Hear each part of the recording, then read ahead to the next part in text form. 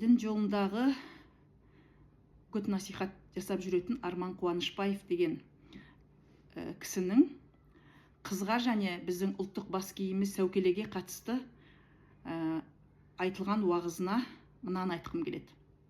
Қазақ қызын қонағындай қадірлеген халық. Қыздың орны қашанда төр болған. Тіпті қыз кемпір болғанша өзінің үйіне қыз болып қалған. Төркініне келгенде қыз келді деп қуанған. Бұл қыздың өзінің туған үйіне, яғни төркініне қадірі болғанының белгісі.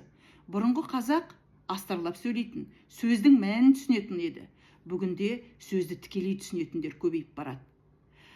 Бүгін қызға қатысты қыз жат жұрттық, сүйегі сол елден шықсын деген сияқты сөздердің мәнін түсінбей, жұртты әсіресе жастарды адастырып жүргендер бар.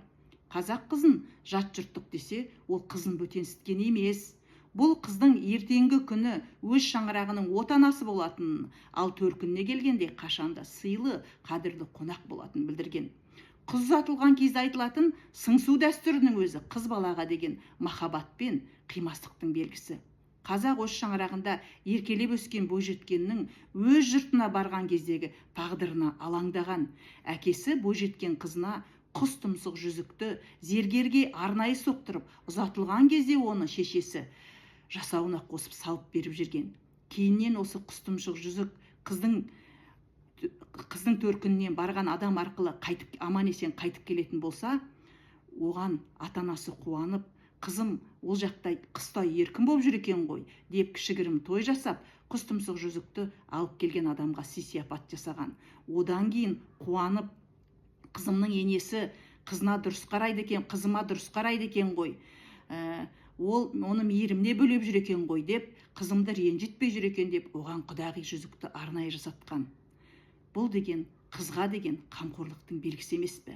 Мынау ағылшынның айтып тұрғаны мүлдем дұрыс емес. Аттан құласа да салттан құламаған халықпыз. Салт дәстүрді берік ұстанған халықтың әр салт дәстүрінің астарында терең тәрбиелік мән жатыр. Өлі тірі де сондай мағыналы кәделердің бірі. Ол қызды жаңағы осы үйден төркінінде өлді деген білдірмейді.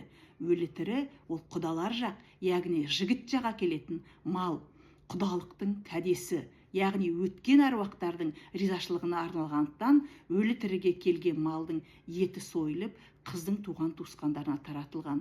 Ал ұзатылатын, әлі ұзатылмаған қыз оның етінен жемеген, жаман ырымға балаған.